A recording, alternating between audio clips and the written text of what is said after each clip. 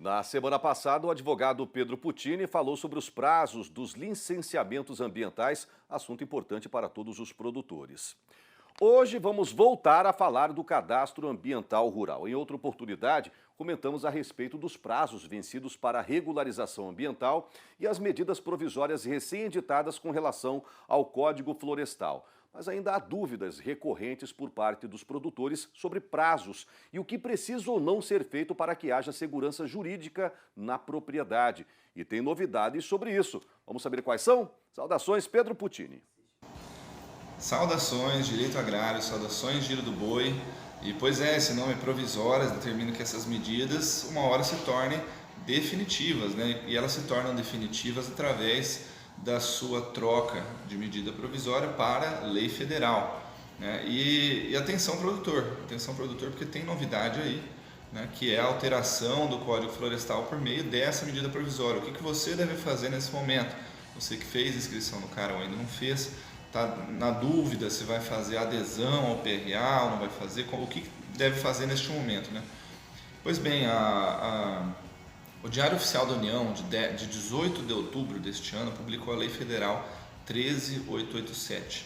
O assunto não é para ser complexo, estes números de leis não precisam ser gravados e nem vieram para complicar aqui o nosso quadro, apenas para informar que esta lei fez uma alteração no Código Florestal e que esta lei ela é a conversão, ela é a medida provisória 84 que se converteu numa lei federal definitivamente.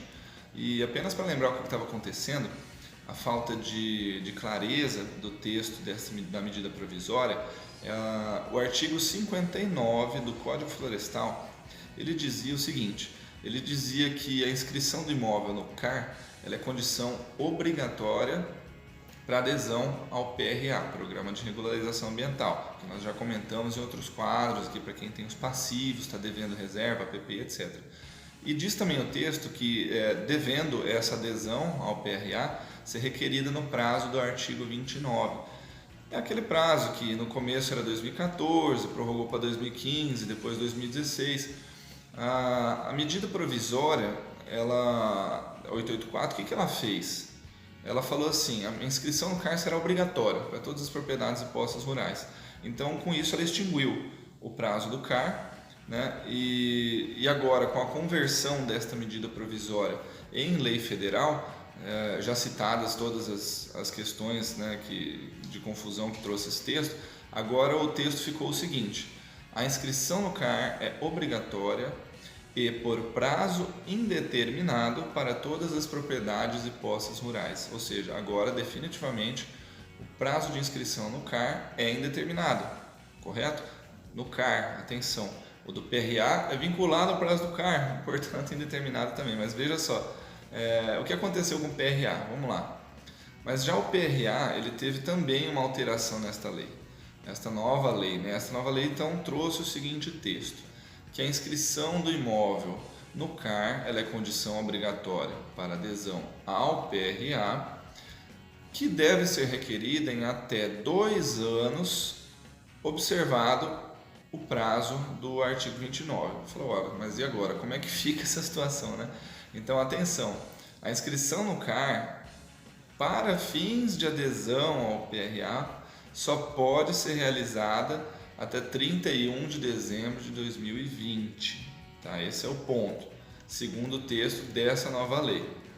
Então, resumindo, o que vai acontecer agora? Aquele que ainda não se inscreveu no CAR e possui, né, os passivos ambientais, que nós já comentamos em alguns outros quadros, ele deve até dia 31 de dezembro de 2020 inscrever-se no CAR para garantir o seu direito de aderir ao PRA, correto? Que então o prazo será de 2 anos para formalizar essa adesão. Ou seja, você vai só manifestar a sua vontade de fazer o PRA, mas isso não significa que você apresentou o PRA. É como aqueles casos em que o empreendimento precisa tirar uma licença, você vai publicar no jornal que vai tirar uma licença e não tira a licença, de fato. É essa a situação do PRA. Então, na prática, como que funciona a inscrição no CAR no PRA?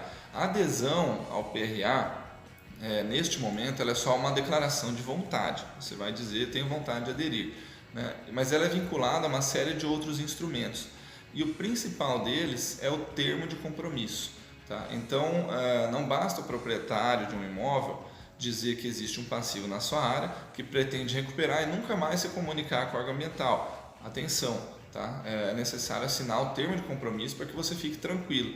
E o que eu quero dizer com isso? Que você vai evitar um problema com a fiscalização. Se porventura passa, o IBAMA ou o Ministério Público solicita informações sobre o seu passivo ambiental, vai falar: você não apresentou um termo de compromisso, não vai ter o termo de compromisso mesmo. Então, muito cuidado, não basta a adesão ao PRA, é necessário assinar os termos de compromisso. Alguns estados já estão convidando o produtor, no momento que ele adere, a assinar o termo de compromisso, outros já estão gerando um termo de compromisso provisório, né? Então, é por aí que a gente tem que levar a situação. Uma outra novidade, alguns estados, como o estado de São Paulo e outros, tiveram problemas com o PRA, não estão deixando aderir. E aí essa nova lei trouxe o seguinte: caso esses estados não implantem o PRA até 31 de dezembro de 2020, o produtor vai poder fazer adesão por meio do sistema federal, do sistema da União, ok? Então, e por fim, né, é interessante também analisar um último reflexo dessa nova lei, já que o prazo é indeterminado, aquela questão do crédito, que os bancos poderiam solicitar o CAR para fornecer o crédito. O CAR é indeterminado, ou seja, a qualquer momento os bancos vão poder pedir. Tá? Então, atenção, vamos tomar cuidado com essas novidades e ficamos aqui à disposição para informar a todos. Saudações, muito obrigado e até a próxima. Até a próxima, Pedro Puccini.